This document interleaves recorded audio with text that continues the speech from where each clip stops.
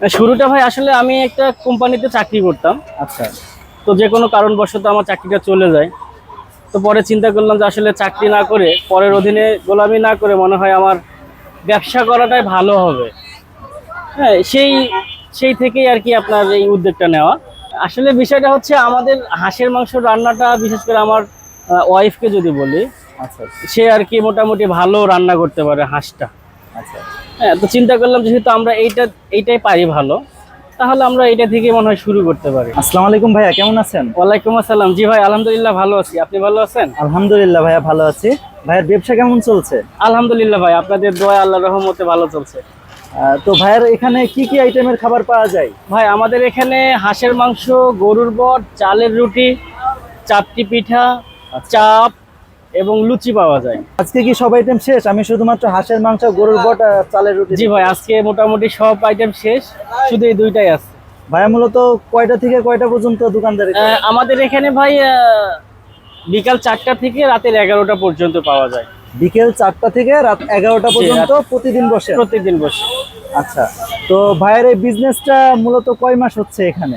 এখানে 3 মাসের মতো। 3 মাসের মতো। জি। আর এর আগে কোথায় ছিল? এর আগে আমরা উপরে ছিলাম, তো উপরে জায়গাটা না থাকার কারণে আমাদেরকে নিচে আসতে হয়েছে আর কি। তো মূলত এই যে এই ব্যবসা করে আপনার মোটামুটি কেমন যাচ্ছে দিনকাল? জি আলহামদুলিল্লাহ, আল্লাহর কাছে হাজার কোটি শুকরিয়া। যাচ্ছে, ভালো যাচ্ছে। এটা কি চাকরির থেকে ভালো? হ্যাঁ, চাকরি থেকে অবশ্যই ভালো। এই যে হাঁসের মাংস, গরু বট, এগুলো কি প্রতিদিন সেল হয়ে যায় নাকি অবশিষ্ট থেকে যায়? হ্যাঁ, আল্লাহর রহমতে প্রত্যেকদিনের সেল হয়। আমরা যতটুকু নিয়ে আসি ভাই, ঘুরি 120 টাকা, 120 টাকা। তো ভাইয়া আমাকে আপনি একটু বলবেন যে আপনাদের এখানে যে খাবারের আইটেম গুলো আছে কোনটার প্রাইস কত? আমাদের এখানে খাবারের আইটেম হচ্ছে হাঁসের মাংসটা 200 টাকা প্লেট, আচ্ছা। গরুর বট হচ্ছে 120 টাকা প্লেট, চালের রুটি 10 টাকা পিস, চাপটি 20 টাকা, চাপ 120 টাকা, আর হচ্ছে লুচি 10 টাকা পিস। 200 টাকা। 200 টাকায় কয় পিস দেন? 200 টাকায় মিনিমাম 6 পিস থাকবে। 6 পিস হাঁসের মাংস 6 দেন পিস, 200 জি। টাকায়? আচ্ছা আচ্ছা। তো ভাইয়া এই রান্নাটা কি আপনি করেন নাকি অন্য কেউ করে? আমি বললে ভুল হবে, আমার সহধর্মিণী বা আমার ওয়াইফ, আচ্ছা। উনি রান্না করেন। মূলত এই ব্যবসাটা আপনারা দুজন মিলে? জি, দুজন মিলে আপাতত করছি।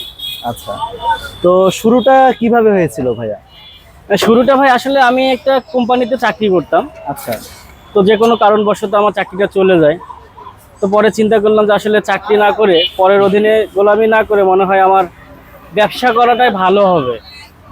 হ্যাঁ, সেই থেকেই আর কি আপনার এই উদ্যোগটা নেওয়া। তো এখন আলহামদুলিল্লাহ দেখতে পাচ্ছি যে চাকরি থেকে মাশাআল্লাহ ভালো দিন যাচ্ছে। তো এই যে এত এত ব্যবসা থাকতে এই যে ফুডের ব্যবসা শুরু করলেন, এটা কার কাছ থেকে অনুপ্রেরণা পেলেন? এটা কার কাছ থেকে বললে, আসলে বিষয়টা হচ্ছে আমাদের হাঁসের মাংস রান্নাটা, বিশেষ করে আমার ওয়াইফকে যদি বলি, আচ্ছা। সে আর কি মোটামুটি ভালো রান্না করতে পারে হাঁসটা। আচ্ছা।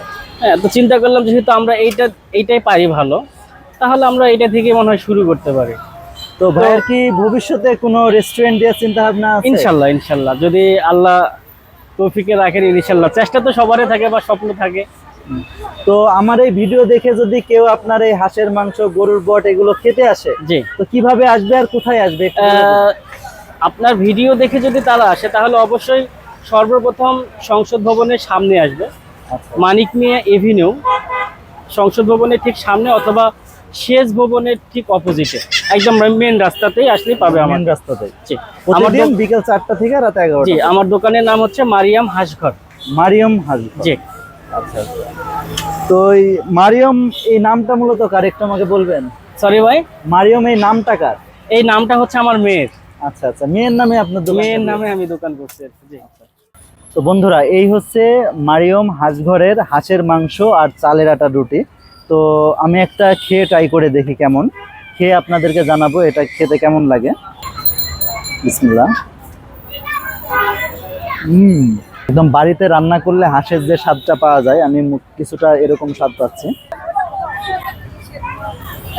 ওয়াও গাইস, আপনার এটাতে একটা জিনিস ভালো লাগছে যে এই হাঁসের মাংসতে তেলের পরিমাণটা একেবারেই কম, আপনি দেখতে পাচ্ছেন। আর হচ্ছে এর আগে যে আমি 300 ফিটে নীলা মার্কেটে যে শাকিলা হাঁসের মাংস খাইছিলাম, ওটা তেলের পরিমাণ বেশি ছিল, প্লাস ঝালও বেশি ছিল। বাট এটা মোটামুটি টেস্টটা একদম বাড়িতে রান্না করলে যেরকম হয় ঠিক ওই রকম টেস্ট।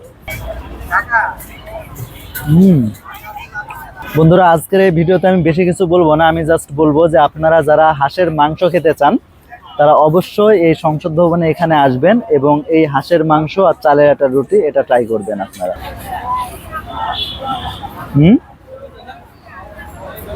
খাইবা? নাও নাও। তো এই হচ্ছে বিষয় বন্ধুরা। তো কেমন লাগলো আজকের এই হাঁসের মাংস ভিডিওটা অবশ্যই আমাকে কমেন্টে জানাবেন। আর পরবর্তী আপনারা কোথায় কোন খাবারের ভিডিও চান এটাও আমাকে জানাতে পারেন। আর আপনারা যারা সংসদ ভবনে আসেন তারা অবশ্যই এই মামার হাঁসের মাংস আর চালে আটা রুটিটা ট্রাই করবেন। তো আজকে এখানেই রাখছি, দেখা হবে পরবর্তী নতুন কোনো ভিডিওতে ইনশাল্লাহ। আসসালামু আলাইকুম।